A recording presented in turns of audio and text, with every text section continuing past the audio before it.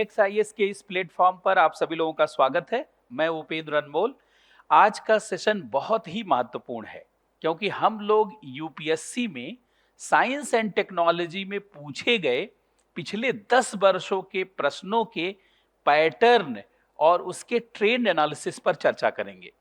एक चीज आप सभी लोग जानते होंगे कि जो स्टूडेंट सबसे पहले विषय की बारीकियों पर अपनी पकड़ बना लेता है, विषय से जुड़े हुए सारे उन चुनौतियों को समझ लेता है जो एग्जाम में खड़ी होती हैं, निश्चित रूप से वह स्टूडेंट सबसे अच्छा एग्जाम में कर पाता है और उसके लिए सफलता बहुत आसान हो जाती है। आपको ज्ञात होगा कि जब हम यूपीएससी की तैयारी करते हैं तो हमें सबसे पहले जरूरत होती है कि ये समझा जाए कि यूपीएससी में पूछे जाने वाले प्रश्नों का किस तरीके का नेचर होता है, उसका किस तरीके का लेवल होता है और उसका पैटर्न कैसा होता है। जब तक हम इसे नहीं ठीक से समझ पाएंगे, निश्चित रूप से हम अपनी तैयारी को उस दिशा में बहुत अच्छे ढंग से आगे नहीं बढ़ा पाएंगे जिस दिशा की वास्तव में जरूरत होती है। कहा जाता है कि अगर आपको पेड़ काटने के लिए 8 घंटे का समय दिया जाए तो तुरंत आप पेड़ काटने की शुरुआत मत कीजिए, बल्कि पहले 6 से 7 घंटे कुल्हाड़ी की धार तेज करिए। वही जरूरत यूपीएससी में विद्यार्थियों के लिए भी है कि सबसे पहले यूपीएससी की जो बेसिक चीज है उसे समझा जाए। और बेसिक चीजों में आप सभी को ज्ञात होगा, दो चीजें बेहद महत्वपूर्ण मानी जाती हैं।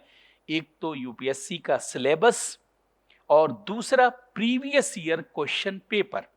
अगर इन दो चीजों को आप समझ जाएंगे तो आप यूपीएससी के वास्तविक स्थिति से अवगत हो जाएंगे। अर्थात अगर आपको अपनी प्रिपरेशन के लिए स्ट्रेटजी बनाना होगा तो आप राइट स्ट्रेटजी को बनाने में सक्षम हो जाएंगे। इसीलिए हम सभी लोगों को पिछले 10 वर्षों के प्रश्नों पर एक बार बहुत अच्छे से अपनी समझ बनानी है। तो चलिए इसकी शुरुआत किया जाए। सबसे पहले तो देखिए, साइंस एंड टेक्नोलॉजी के बारे में थोड़ा सा आप अपनी समझ विकसित करिए कि वस्तुतः साइंस एंड टेक्नोलॉजी क्या है और क्यों यूपीएससी में इस पार्ट को रखा गया है और इससे पूछे जाने वाले प्रश्नों का सामान्यतः नेचर किस प्रकार का होता है। क्योंकि जब इतनी बात को आप जान जाएंगे तो बहुत आसानी से जो पिछले वर्षों में पूछे गए प्रश्नों का जो पैटर्न है और उसके ट्रेंड को समझने में आप सक्षम हो जाएंगे। तो देखिए, विज्ञान और तकनीकी, विज्ञान एवं तकनीकी। देखिए, कहा जाता है कि जब विज्ञान मनुष्य के जरूरतों को पूरा करने का साधन बन जाता है तो उसे तकनीकी कहा जाता है। अर्थात विज्ञान मानव की जरूरतों को पूरा करने का जब साधन बनता है। लेकिन विज्ञान मानव की जरूरतों को पूरा करने का साधन कब बनता है? जब उसको टेक्नोलॉजी में कन्वर्ट किया जाता है। वस्तुतः विज्ञान से मानवता को लाभ नहीं है, तकनीकी से मानवता को लाभ है। इसीलिए आपने देखा होगा, महात्मा गांधी ने कहा था, बिना मानवता के विज्ञान बेकार है, जैसे बिना चरित्र के ज्ञान बेकार है और जैसे बिना नैतिकता के व्यवसाय बेकार है। अर्थात विज्ञान जब मानवता की जरूरतों का कारक बन जाता है तभी वह तकनीकी कहलाता है। और सिविल सेवाओं में साइंस एंड टेक्नोलॉजी के पोर्शन को इसलिए रखा गया है ताकि भविष्य में, चूंकि आपको ब्यूरोक्रेट बनना है, आप देश के बहुत बड़े पदों पर जाने वाले हैं, आप ही के द्वारा देश की पॉलिसी, प्रोग्राम और बहुत सारी रणनीति बनाए जाने वाली है। तो अगर आप उन सारी चीजों से अवगत होंगे जो समस्याओं के समाधान में सहायक है तो निश्चित रूप से आप देश के लिए बेहतर समाधान प्रस्तुत कर पाएंगे। विज्ञान और तकनीकी मानव के लिए न केवल सुविधाओं को उत्पन्न करता है, मानव के लिए न केवल जीवन को आसान बनाता है, बल्कि विज्ञान और तकनीकी नए संसाधन भी उत्पन्न करता है। अर्थव्यवस्था में बहुत सारे नए क्षेत्रों को विज्ञान एवं तकनीकी के माध्यम से ही उत्पन्न करना संभव हुआ है। आप आज के दौर में देखिए, हम लोग डिजिटल एजुकेशन से कितने दूर तक अपनी बात को कह सकते हैं। कहा जाता है रीच मोर टीच मोर। इंटरनेट ने मानव को वैश्विक मानव बना दिया है। आज ऐप के माध्यम से, डिजिटल प्लेटफॉर्म के माध्यम से, सोशल मीडिया के माध्यम से आप कितनी दूर तक पहुंच सकते हैं, या यूं कहें कि आप सब तक पहुंच सकते हैं। इसका मतलब है कि टेक्नोलॉजी एक बहुत बड़ा टूल है और प्रशासन में जाने वाले व्यक्ति के लिए तो सबसे बड़ा एक प्रभावी इसे साधन माना जाता है। इसी नाते विज्ञान और तकनीकी को कोर्स में रखा गया है। अच्छा, आप वैसे भी सोचिए, अगर मान लीजिए आप किसी जिले के कलेक्टर बना दिए जाए, कहीं के आप जो है व्यवस्थापक या प्रशासक बना दिए जाए और आपसे कहा जाए कि आप सबकी समस्याओं को सुनिए और उसका समाधान दीजिए, तो फिजिकली ना आप सबकी समस्याओं को सुन सकते हैं और ना ही उसका समाधान कर सकते हैं, लेकिन आप टेली कॉन्फ्रेंसिंग से, वीडियो कॉन्फ्रेंसिंग से, डिजिटली आप अधिकतर लोगों की समस्याओं को, या यूं कहें लगभग सबकी समस्याओं को सुन सकते हैं और उनके लिए एक बेहतर समाधान प्रस्तुत कर सकते हैं। इसका मतलब ये है कि यह एक बहुत बड़ा टूल है। ये तो केवल मैंने डिजिटल टेक्नोलॉजी या आईटी के बारे में बात किया। इसी तरीके से जीवन के सभी क्षेत्रों में आप देख सकते हैं, चाहे जीवन की न्यूनतम जरूरतों को पूरा करना हो, रोटी, कपड़ा, मकान, पढ़ाई, दवाई को, या मानव के क्षमता निर्माण की जरूरतें हों, जैसे ऊर्जा की जरूरत है, परिवहन की जरूरत है, संचार की जरूरत है, बैंकिंग की जरूरत है, बाजार सरकार की जरूरत है, रक्षा और सुरक्षा की जरूरत है, पर्यावरण की समस्याओं के समाधान की जरूरत है। सभी जरूरतों को, सभी समस्याओं को समाधान करने में विज्ञान एवं तकनीकी की बहुत बड़ी भूमिका है। आपको पता होगा, भारत के संविधान के आर्टिकल 38 में कहा गया है कि भारत एक वेलफेयर स्टेट होगा। कहा गया है कि भारत एक कल्याणकारी राज्य होगा। भारत एक कल्याणकारी राज्य होगा। लेकिन आप सभी लोग जानते हैं कि कल्याण संसाधनों के समानुपाती होता है। Welfare always directly proportional to resource. ये रिसोर्स के समानुपाती होता है। और हमारे साथ सबसे बड़ी समस्या क्या है? हमारे देश में रिसोर्स बहुत कम है। We have very minimum resource. हमारे पास बहुत सीमित संसाधन है, बहुत कम रिसोर्स हमारे पास है।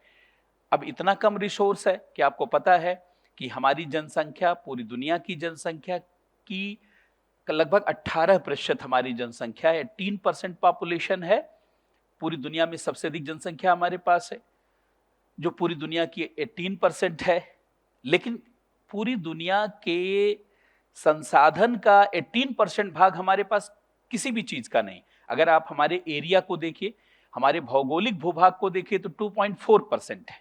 हमारे पास पानी देखिए, वाटर रिसोर्स, तो 4% है। हमारे पास मिनरल देखिए तो 0.8% है।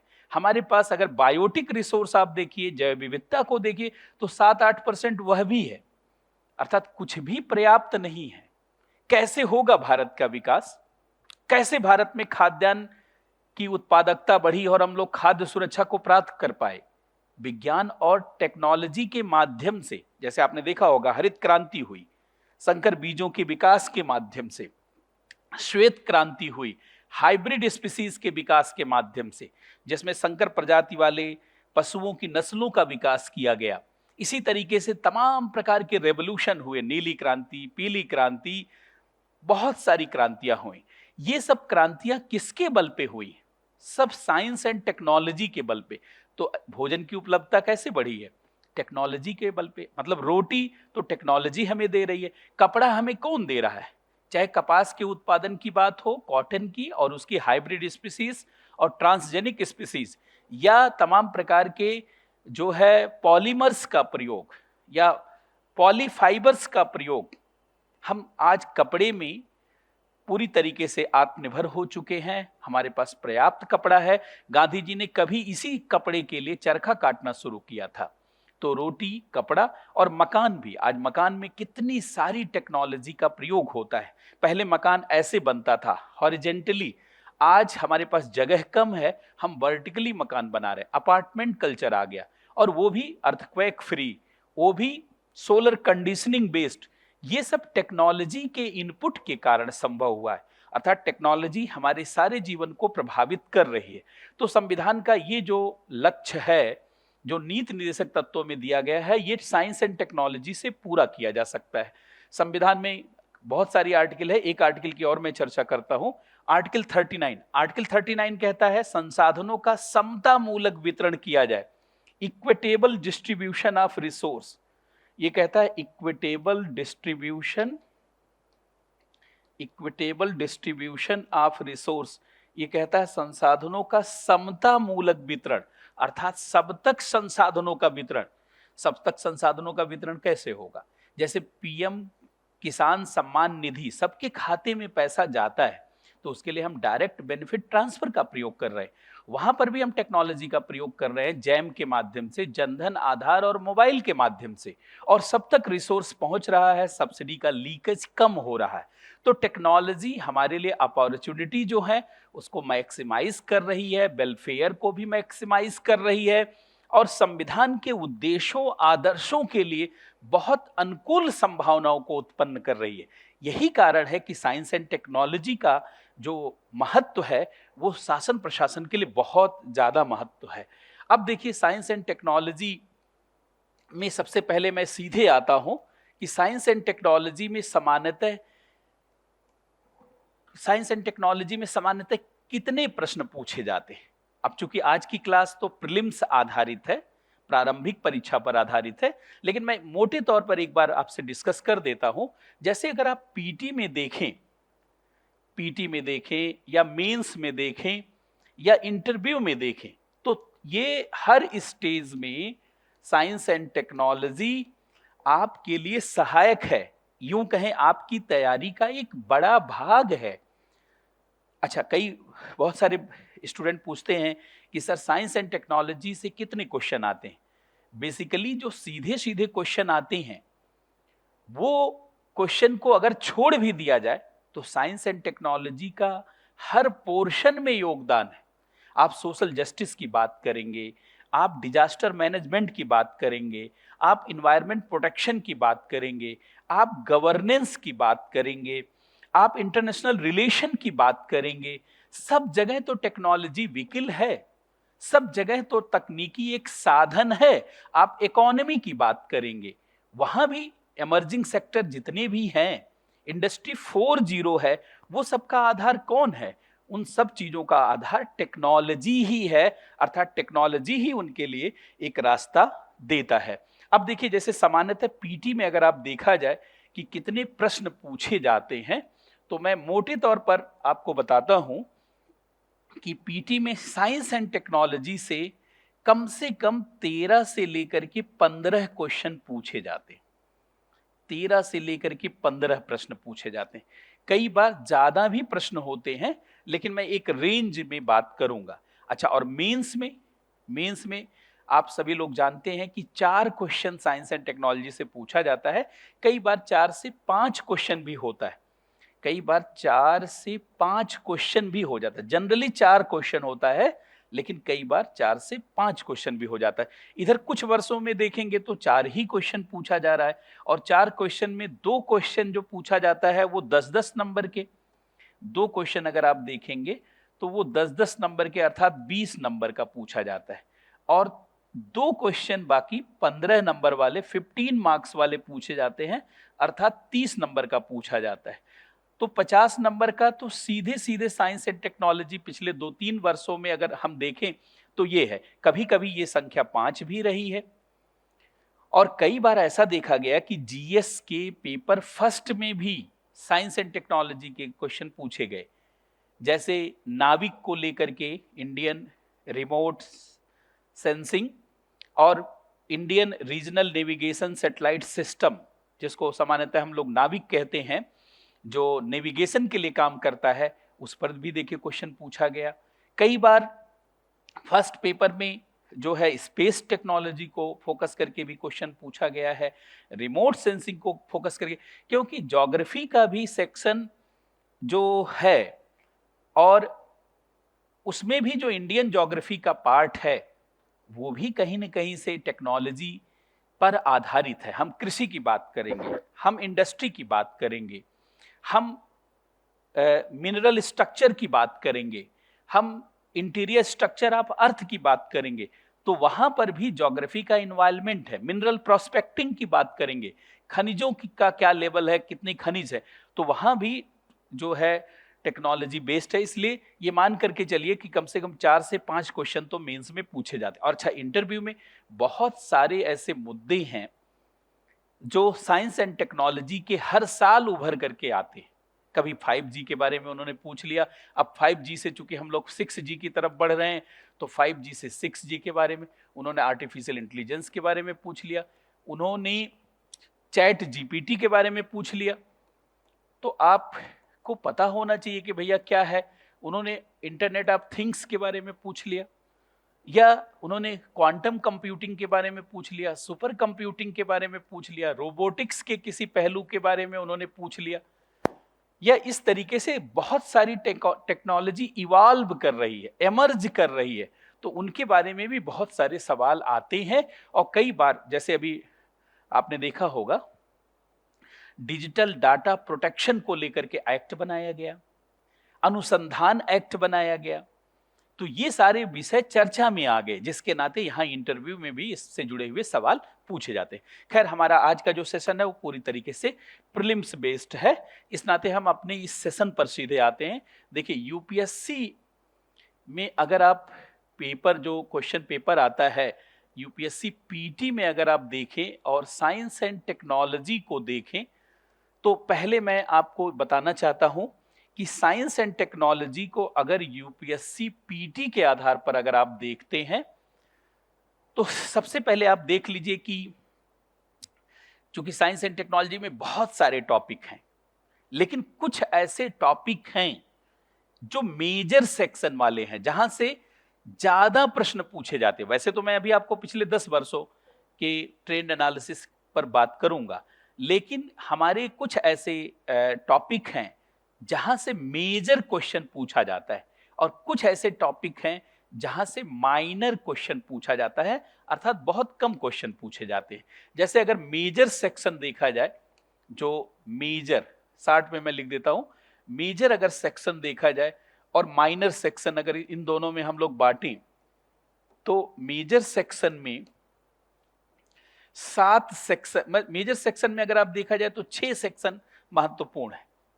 एक तो जैसे स्पेस टेक्नोलॉजी है, स्पेस टेक्नोलॉजी है, अंतरिक्ष तकनीकी है, ये एक बड़ा पार्ट है। और आप इधर देखेंगे पोस्ट कोविड पैंडेमिक, कोरोना महामारी के बाद की जो दशा बनी हुई है, इसमें लगभग 2 सवाल पूछे जा रहे हैं। हर साल 1 से 2 क्वेश्चन फिक्स है, और 2023 में आपने देखा कि आपको सीधे दिखा कि 3 क्वेश्चन पूछा गया। खैर, एक क्वेश्चन कॉस्मोलॉजी से रिलेटेड था, बट स्पेस साइंस और स्पेस टेक्नोलॉजी के समझ के बिना आप उस क्वेश्चन को नहीं कर सकते। अच्छा, दूसरा बड़ा पार्ट है बायोटेक्नोलॉजी का। बायोटेक्नोलॉजी भी बहुत तेजी से यूपीएससी में इस टॉपिक को इंपॉर्टेंस दिया जा रहा है, और उसका कारण भी है कि ये सब ऐसे टॉपिक हैं जो सीधे आम जीवन से जुड़े हुए हैं। तो बायोटेक्नोलॉजी का टॉपिक। तीसरा अगर महत्वपूर्ण टॉपिक देखा जाए तो एनर्जी का टॉपिक है। तीसरा अगर आप महत्वपूर्ण टॉपिक देखें तो एनर्जी का टॉपिक है। चौथा महत्वपूर्ण टॉपिक अगर आप देखें तो हेल्थ साइंस का है, हेल्थ साइंस का है।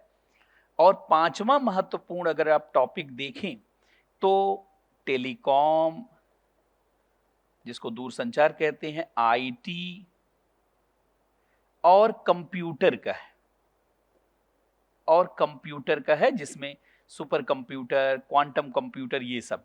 और छठा टॉपिक अगर आप देखें, मैं इधर ही लिख देता हूं, छठा टॉपिक आप देखें तो डिफेंस का है। ये 6 ऐसे टॉपिक हैं जो मेजर सेक्शन बन करके उभरे हैं, और बाकी जो टॉपिक हैं वो सब माइनर सेक्शन के अंतर्गत आते हैं। जैसे अगर मैं बात करूं तो जैसे नैनो टेक्नोलॉजी है, हर दूसरे तीसरे साल एक क्वेश्चन यहाँ से आ जाता है। एआई का पार्ट बहुत तेजी से इवाल्व हो रहा है, एआई है, रोबोटिक्स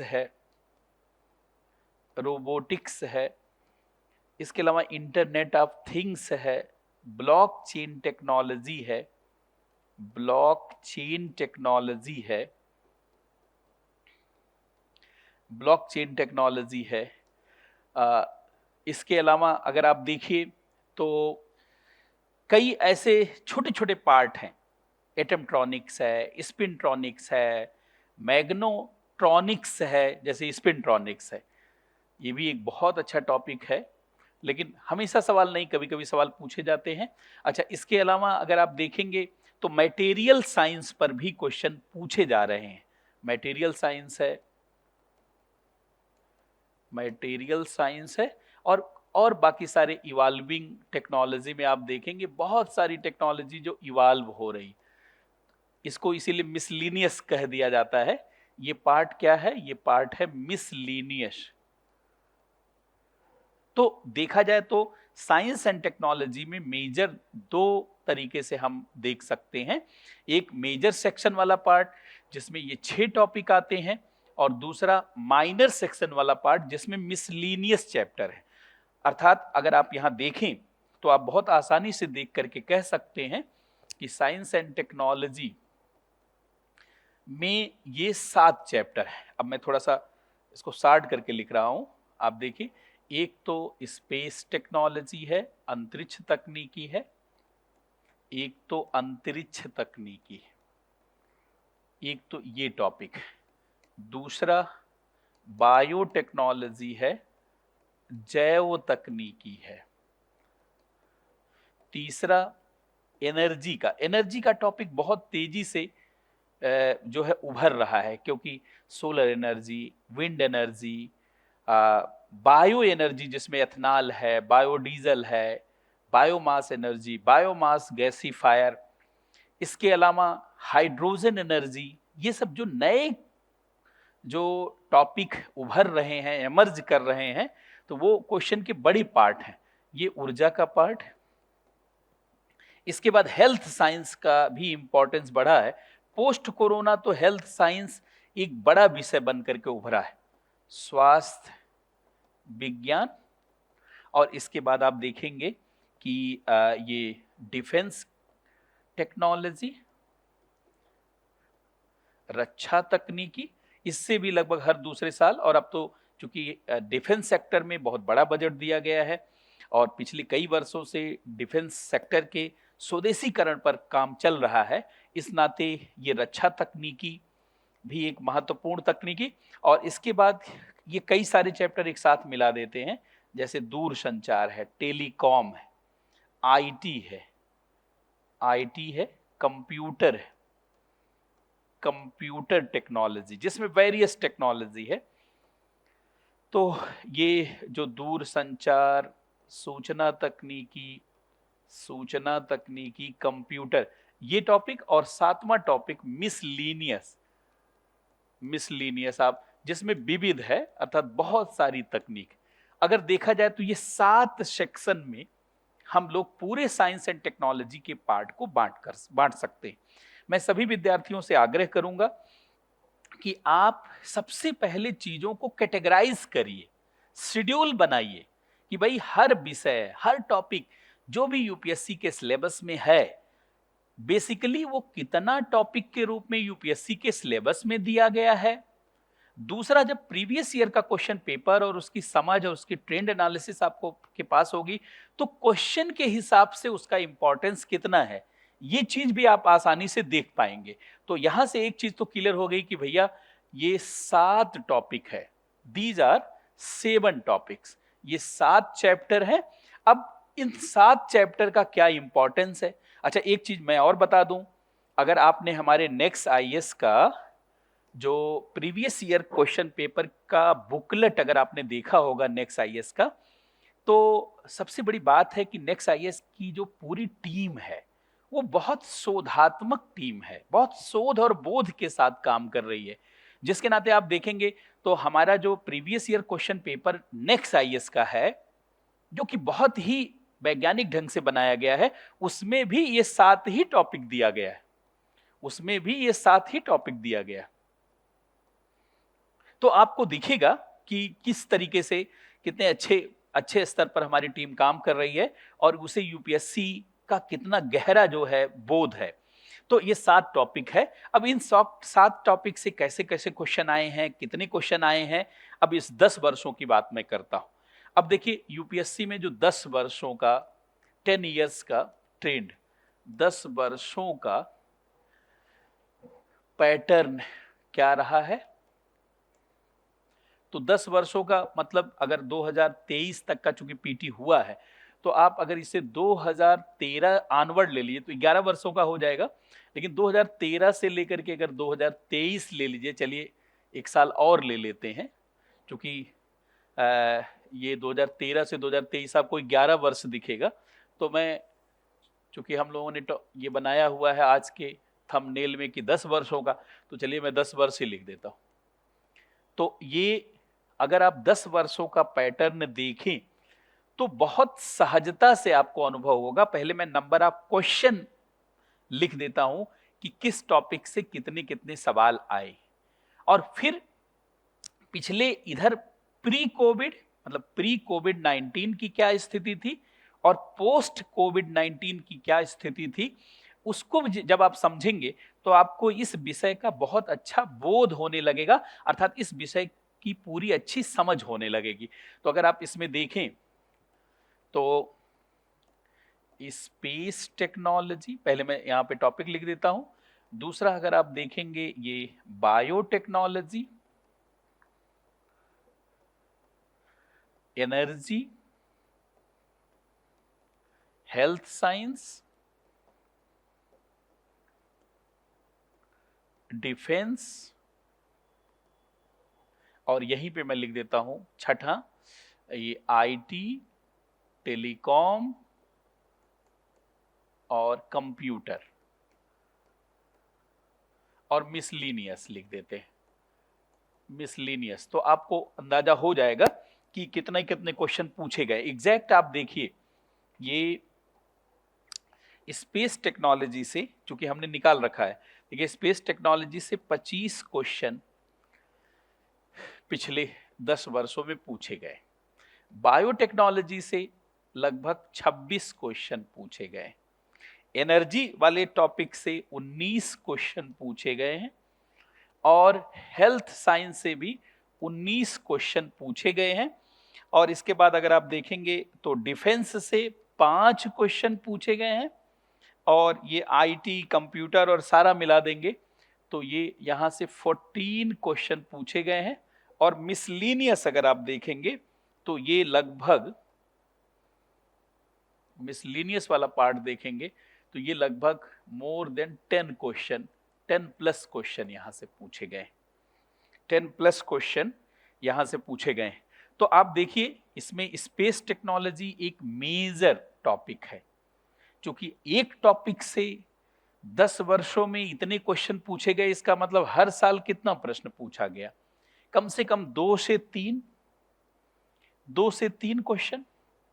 अगर 10 दूनी 20 करेंगे तो 5 क्वेश्चन ज्यादा, मतलब लगभग 2.5 क्वेश्चन पूछा गया। तो 2.5 तो कोई क्वेश्चन नहीं होता, उसको हम 3 ही क्वेश्चन मानेंगे।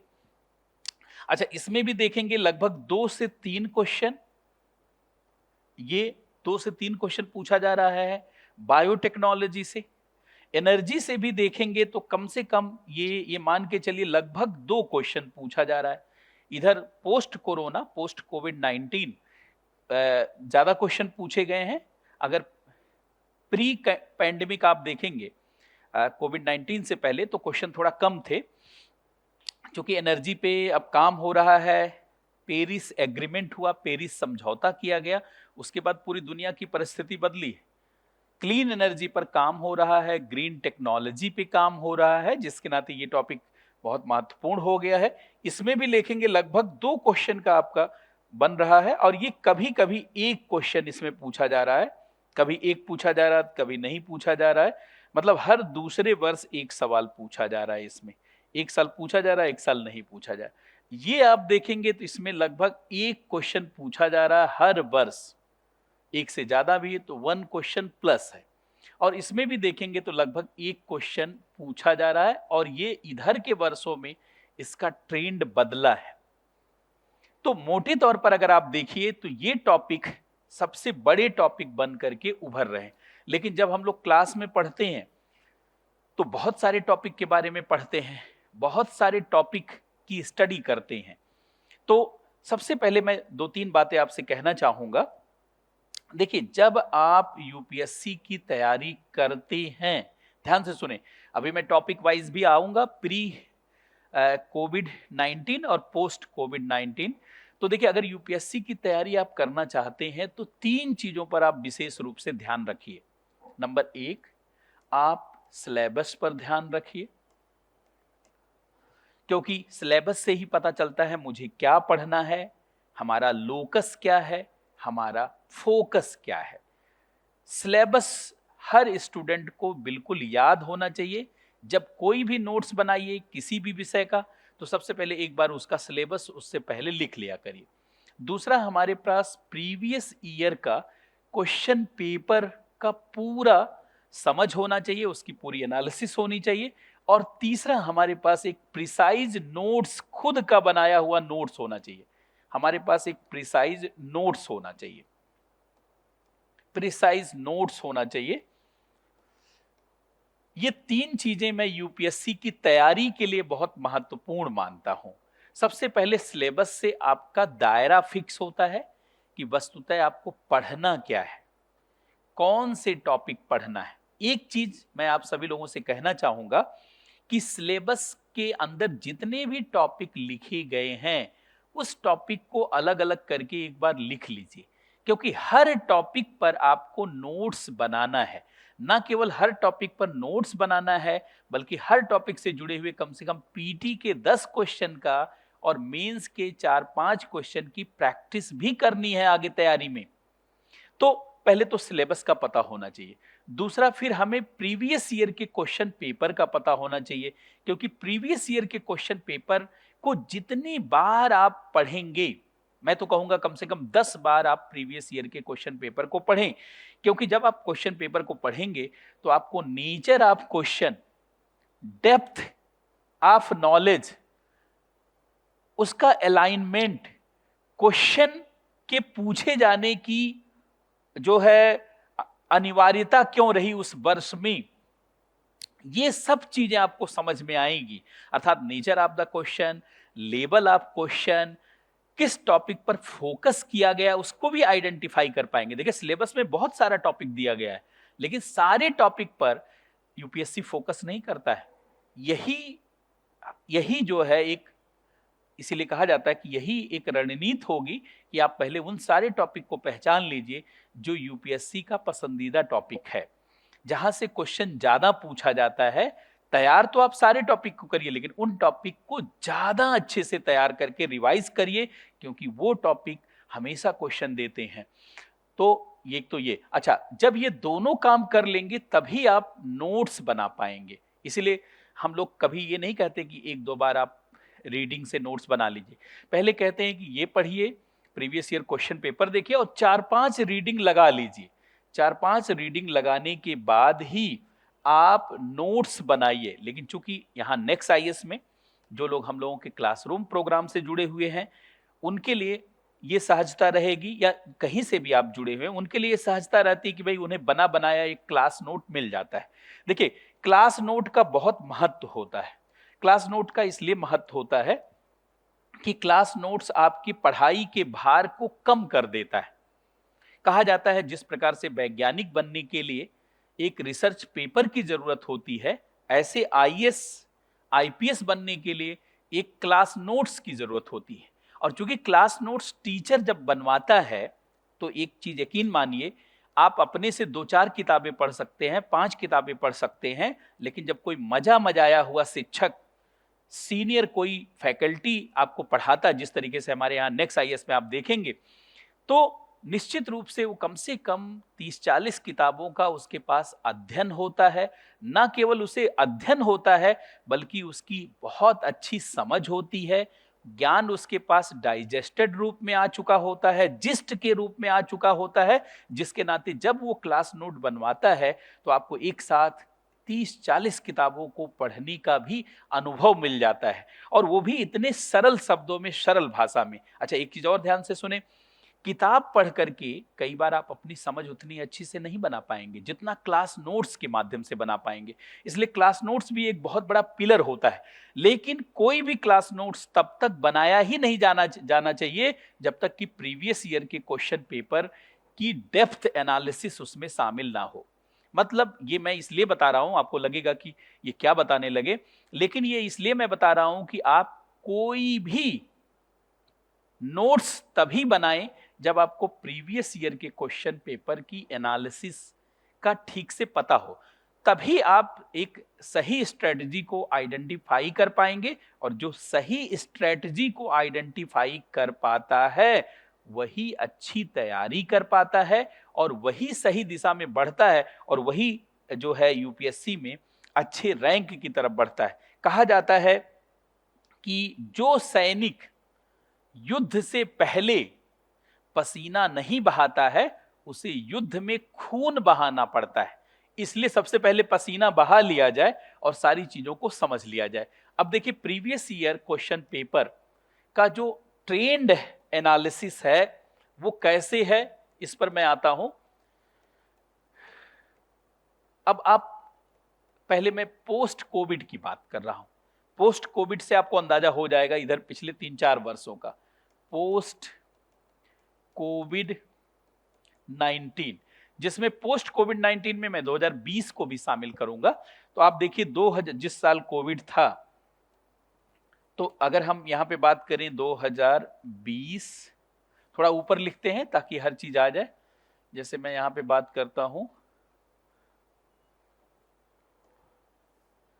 यहां पे बात करता हूं 2020 का, यहां पे बात करता हूं 2021 का, यहां पे बात करता हूं 2022 का, और यहां पे बात करता हूं 2023 का। तो ये 4 वर्ष हमारे पास हो गए। अब इसमें आप देखिए अलग अलग टॉपिक से क्या सवाल पूछे गए। तो अगर आप देखेंगे, स्पेस टेक्नोलॉजी, स्पेस टेक्नोलॉजी से जो है 2023 में, यहां पे अगर आप देखिए सबसे लेटेस्ट से चलते, यहां पे 2 क्वेश्चन पूछे गए। 2023 में स्पेस टेक्नोलॉजी से 2 क्वेश्चन पूछे गए, और 2022 में अगर आप देखिए तो 1 क्वेश्चन पूछा गया, और 2020 यहां पे 21 में देखेंगे तो 1 क्वेश्चन तो डायरेक्ट था और 1 करंट अफेयर में क्वेश्चन था, अर्थात यहां पे देखिए तो 2 क्वेश्चन था। और 2020 में 1 सवाल सीधे था। अच्छा, एक चीज और मैं बता दूं, हम लोग जो चर्चा कर रहे हैं साइंस एंड टेक्नोलॉजी के पार्ट की, वो चर्चा में वही टॉपिक जनरली हम उन क्वेश्चन को शामिल कर रहे हैं जो सीधे टॉपिक से पूछे गए। कई ऐसे प्रश्न भी, 2-3 प्रश्न ऐसे हैं जो करंट अफेयर के माध्यम से पूछे गए हैं, उनको हम इसमें शामिल नहीं कर रहे हैं। अर्थात उसको शामिल किया जाए तो आप 1-2 क्वेश्चन और बढ़ा सकते हैं। तो आप देखिए, स्पेस टेक्नोलॉजी में जनरली यहां 1 सवाल रहा, यहां पे 2 सवाल रहा, यहां पे 1 रहा, और यहां पर 2 रहा। अर्थात 1 से 2 क्वेश्चन का तो ट्रेंड यहां पर दिख रहा है। लेकिन मैं बता दूं, आने वाले समय में इस टॉपिक से कभी भी 2 क्वेश्चन से कम नहीं पूछा जाएगा। 2023 में चंद्रयान 3 की सफलता को देखा आपने, आदित्य L1 मिशन की सफलता को देखा, 2024 में आपने एक्सपोसेट की सफलता को देखा, अब गगनयान मिशन की सफलता को आप देखेंगे, और आगे चल करके भारत के जो है स्पेस स्टेशन के मिशन पर काम हो रहा है उसको आप देखेंगे, रीयूजेबल लॉन्चिंग व्हीकल के बारे में आप देखेंगे, स्मॉल सैटेलाइट लॉन्च व्हीकल के बारे में देखेंगे, यूनिफाइड लॉन्च व्हीकल के बारे में देखेंगे। अर्थात ये जो टॉपिक है ये 2 क्वेश्चन प्लस में ही रहेगा। अर्थात आगे के लिए हमारी रणनीति होनी चाहिए कि यहां से 2 क्वेश्चन से ज्यादा सवाल पूछा ही जाएगा। अच्छा, दूसरा, दूसरा, अगर हम बायोटेक की बात करें तो बायोटेक से जो है 2023 में 3 क्वेश्चन पूछा गया, यहां पे 3 क्वेश्चन पूछा गया, बायोटेक से 3 क्वेश्चन पूछा गया। लेकिन इससे पहले अगर आप जाएंगे तो 1 क्वेश्चन पूछा गया, लेकिन 2021 में 4 क्वेश्चन पूछा गया, जिसमें एक क्वेश्चन थोड़ा सा बायोलॉजी से रिलेटेड भी था। बायोलॉजी का मतलब मॉलिक्यूलर बायोलॉजी, क्योंकि डीएनए, आरएनए, क्रोमोसोम, जीन, इन सब से जुड़े हुए सवाल भी कई बार इससे जुड़ जाते हैं, जो बेसिक पार्ट को कवर करते हैं। और अगर आप यहां पे देखेंगे 2020 में तो 3 क्वेश्चन, आप देखिए इस टॉपिक का इंपॉर्टेंस बढ़ गया। आप कहेंगे इसका इंपॉर्टेंस क्यों बढ़ गया है? क्योंकि कोरोना महामारी के दौर में आपने देखा कि जो क्वेश्चन पूछा, कोरोना महामारी के दौर में आपने देखा कि कैसे बायोटेक्नोलॉजी के रिसर्च की जरूरत है हेल्थ सेक्टर को इंप्रूव करने के लिए, हेल्थ सेक्टर को बेहतर करने के लिए। तो ऐसे में यहां पर इसका रोल बढ़ता हुआ आपको दिखाई दे रहा होगा। तो ये टॉपिक अब कम से कम 3+ क्वेश्चन का बन गया है, मतलब 2 से 3 क्वेश्चन इस टॉपिक से आएगा ही आएगा। अर्थात ये टॉपिक हमारे लिए बहुत महत्व रखता है। अब बाकी टॉपिक की बात करते हैं, लिख लेते हैं 2020, 2021, 2022 और 2023।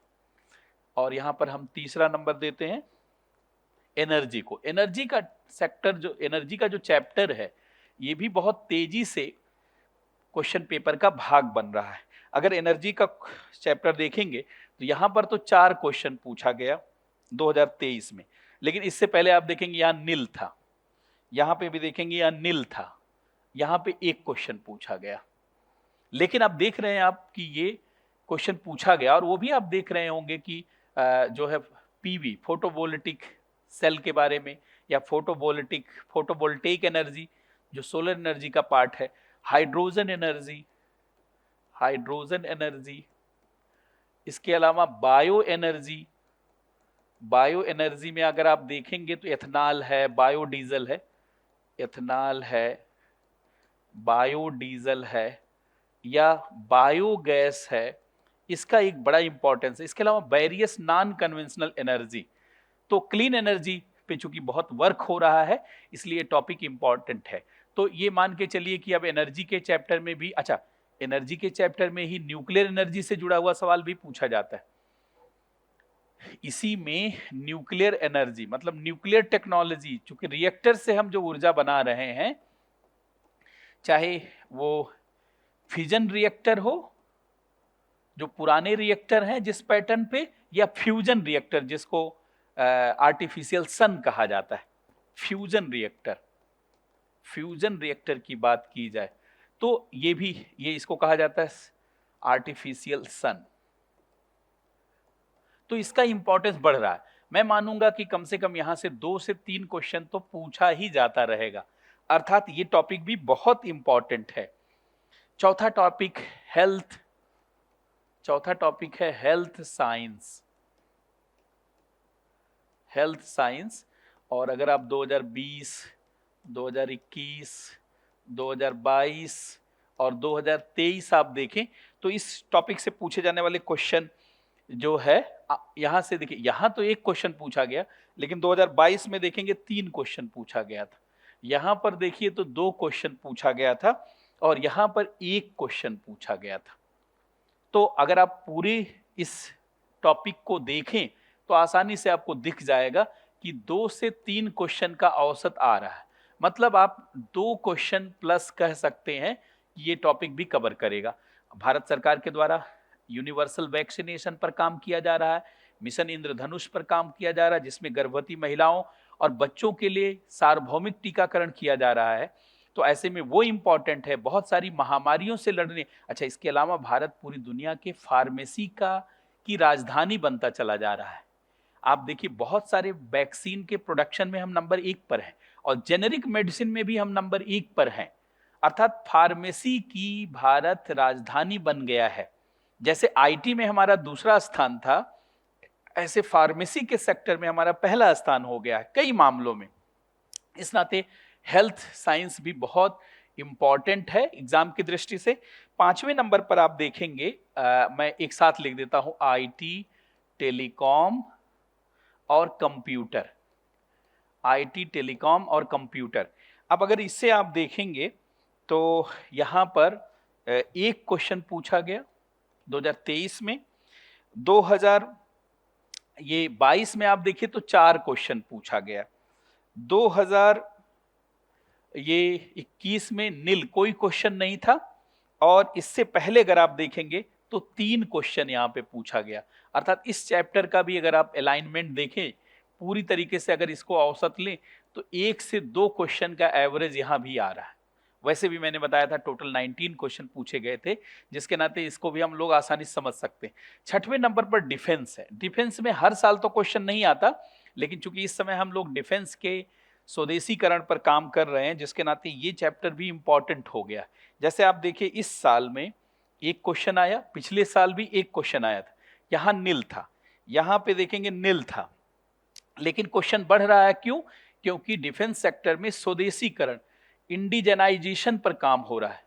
स्वदेशीकरण पर देखिए, भारत सरकार का लक्ष्य है कि आत्मनिर्भरता, आधुनिकीकरण, क्योंकि 2047 तक भारत को विकसित देश तभी बनाया जा सकता है जब दूसरे देश पर अपनी निर्भरता को समाप्त किया जाए। और दूसरे देश पर हमारी निर्भरता कैसे समाप्त होगी? दूसरे देश पर हमारी निर्भरता तभी समाप्त होगी जब हर मामले में हम आत्मनिर्भर होंगे। तो ये आपने देखा। अच्छा, इसके अलावा मिसलिनियस, जिसमें एमर्जिंग टेक्नोलॉजी और सारे चैप्टर हैं, जैसे मिसलिनियस आप देखिए, इसमें बहुत सारी एमर्जिंग टेक्नोलॉजी आती है। अगर आप इसको देखें 2020 में, 2021 में, 2022 में और 2023 में आप देखें तो आप देखेंगे कि मिसलिनियस वाले टॉपिक से भी, जैसे यहां पर अगर आप देखिए तो 2023 में 3 सवाल थे, 3 क्वेश्चन थे। यहां पर आप देखिए तो 2 क्वेश्चन थे, यहां पर 1 क्वेश्चन था, यहां पर 2 क्वेश्चन था। तो इधर आप देखेंगे तो इसका ट्रेंड आपको बढ़ता हुआ दिखाई दे रहा होगा। पहले थोड़ा इससे 2018 से पहले, बिफोर 2018, इससे बहुत कम क्वेश्चन पूछा जा रहा था, लेकिन यहां पर आप देखेंगे तो आपको लग रहा होगा कि 2 से, अर्थात दो क्वेश्चन प्लस यहां पे पूछा जा रहा है। अर्थात इमर्जिंग टेक्नोलॉजी और इससे रिलेटेड पार्ट का भी इंपॉर्टेंस बढ़ गया है। तो कुल मिलाजुला करके अगर हम यहां पर बात करें तो साइंस एंड टेक्नोलॉजी में ये 7 चैप्टर मुख्य भूमिका में हैं। अच्छा, अगर ये हम प्री कोविड बात करें, प्री कोविड 19 बात करें, तो आप देखेंगे थोड़ा सा ट्रेंड आपको अलग दिखेगा। प्री कोविड अगर बात की जाए तो थोड़ा बायोलॉजी के पोर्शन से भी क्वेश्चन पूछे जाते थे, अर्थात जो बेसिक बायोलॉजी वाला पार्ट था, या आप ये भी कह सकते हैं कि इन्वायरमेंटल साइंस का जो थोड़ा सा पार्ट था, बेसिक वाला पार्ट, इन्वायरमेंटल साइंस का पार्ट, यहां से सवाल पूछा जाता था। ये लगभग 1 क्वेश्चन, कभी कभी यहां से 2 क्वेश्चन, यहां से भी 1 क्वेश्चन, 2 क्वेश्चन इस पार्ट से पूछा जाता था।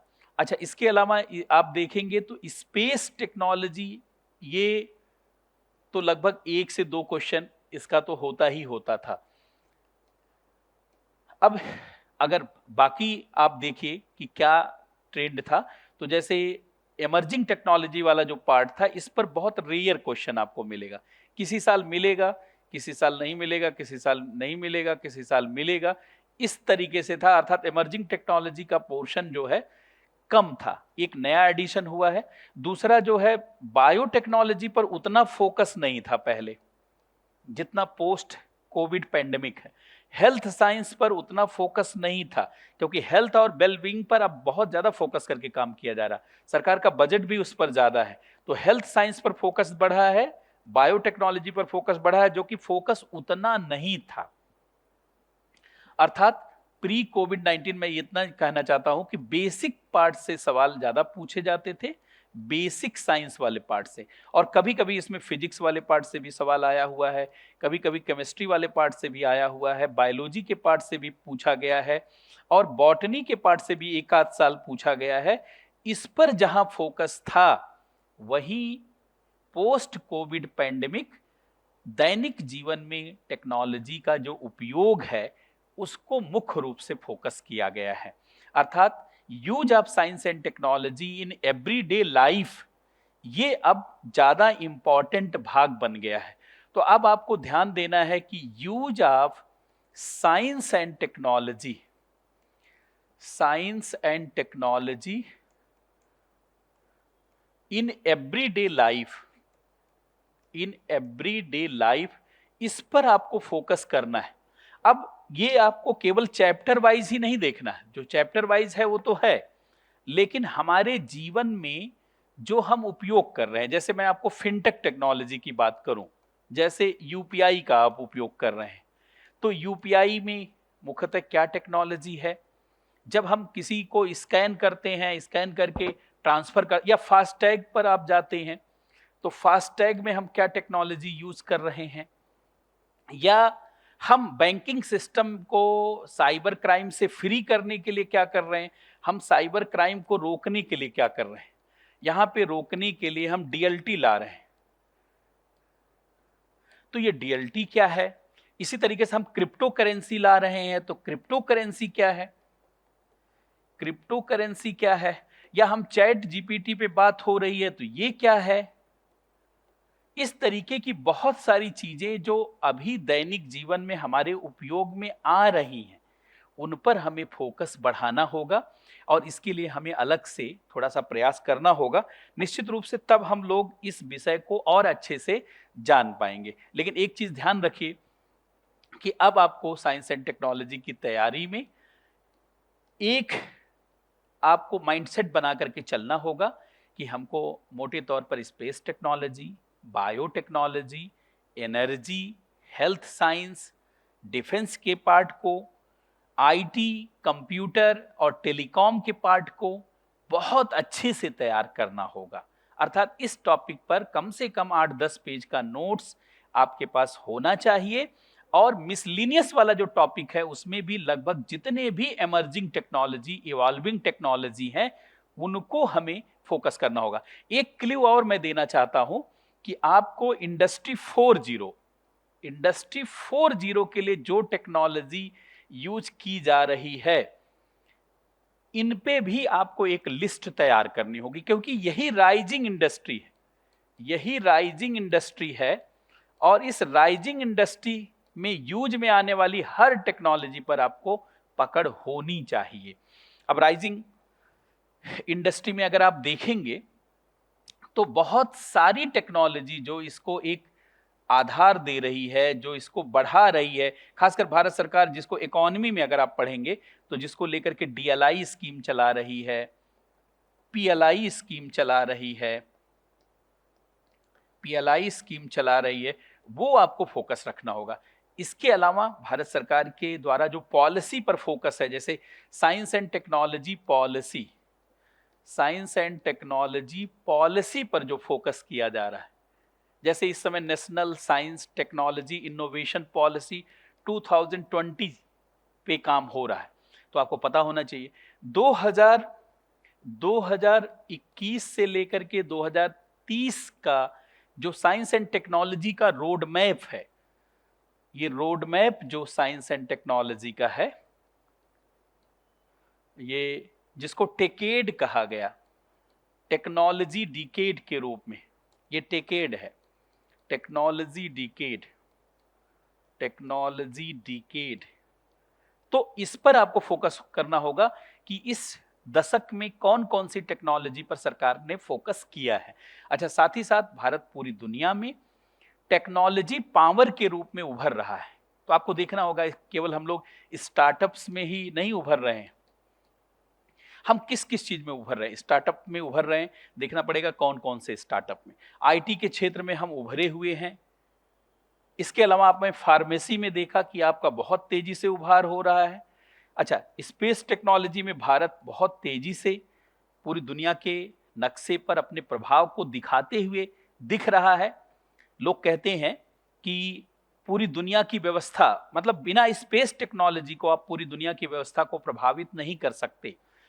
तो स्पेस टेक्नोलॉजी में, डिफेंस में हम जो है इंडिजनाइजेशन कर रहे हैं, इसलिए ये सब चैप्टर बहुत ही महत्वपूर्ण हो जाते हैं। आगे की तैयारी में हमें इन सब चीज़ों पर फोकस करना होगा। तो साइंस एंड टेक्नोलॉजी को मैं बिल्कुल समराइज करता हूँ। साइंस एंड टेक्नोलॉजी के पोर्शन को आप मान करके चलिए कि 13 से लेकर के 15 क्वेश्चन ये आपको सप्लाई करेगा। मोटे तौर पर आप देखिए तो 12 प्लस क्वेश्चन तो यहाँ से पूछा ही जा रहा है। जैसे 2023 का लेटेस्ट आपने एग्जाम देखा यूपीएससी पीटी का, तो इसमें 13 question exact science and technology से पूछा गया था, लेकिन 2 क्वेश्चन ऐसे थे जो करंट अफेयर में भी इससे रिलेटेड थे, जिसके नाते मैंने 13 टू 15 की बात कर दिया। तो इस तरीके से आपने साइंस एंड टेक्नोलॉजी से जुड़े हुए पिछले 10 वर्षों के एक ट्रेंड को ब्रीफ में समझा। बाकी क्वेश्चन किस नेचर के पूछे गए, क्वेश्चन का लेवल क्या रहा, क्वेश्चन का डेप्थ क्या रहा, इस पर मैं अलग सेशन के माध्यम से आऊंगा। एक एक सेशन हम लोग लेते चलेंगे ताकि आप जो है हर पहलू से अवगत हो जाएं। तो आज का एक सेशन था इस बात से अवेयर करवाने के लिए कि साइंस एंड टेक्नोलॉजी में कौन कौन से टॉपिक ट्रेंडिंग हैं, किस पर यूपीएससी का फोकस है, और सबसे महत्वपूर्ण बात कि हमारी नेक्स्ट आईएएस के टीम के द्वारा, नेक्स्ट आईएएस के द्वारा किस तरीके से प्लान किया गया है आपको इन सब चीज़ों को पहुंचाने के लिए। उसके लिए भी मैं बता दूं कि नेक्स्ट आईएएस लगातार डिजिटल प्लेटफॉर्म पर आप सभी लोगों से कनेक्ट रहेगा और उन विद्यार्थियों को सहयोग करेगा जो विद्यार्थी जो है सामान्यतः कई बार दिल्ली में आकर के कोचिंग नहीं ले पाते हैं, दूर दराज के क्षेत्रों में रहते हैं, कमजोर घरों से हैं, सामान्य घरों से हैं और जिनके पास सुविधाओं का अभाव है। तो ऐसे में ऐसे विद्यार्थियों तक भी हम अपनी गाइडेंस को पहुंचाना चाहते हैं और नेक्स्ट आईएएस का यही हमेशा ध्येय रहा है कि हिंदी माध्यम से जुड़े हुए जो तैयारी करने वाले स्टूडेंट हैं उनको ज़्यादा से ज़्यादा उनके लिए लाभ की स्थिति जो है उत्पन्न की जाए और साथ ही साथ उनके लिए जो हमारा पहले से प्रयास चल रहा है, जो इंग्लिश मीडियम का प्रयास है, उनके भी शोध और बोध का एक क्रैक्स, एक जिस्ट सामान्य विद्यार्थियों तक भी पहुंचाया जाए और उनको भी अपने लाभ से, अपने कार्यक्रमों से और इन सब सारी रणनीतियों से जोड़ा जाए। तो मुझे लगता है आज के इस सेशन में आपको बहुत अच्छा लगा होगा। पुनः हम लोग दूसरे सेशन में मिलेंगे और इस चर्चा को और आगे बढ़ाएंगे और खासकर जो मेंस का क्वेश्चन का एनालिसिस है उस पर भी बात करेंगे और साथ ही साथ अन्य पहलुओं पर भी बात करेंगे। तो बहुत बहुत धन्यवाद सबको, बहुत बहुत नमस्कार।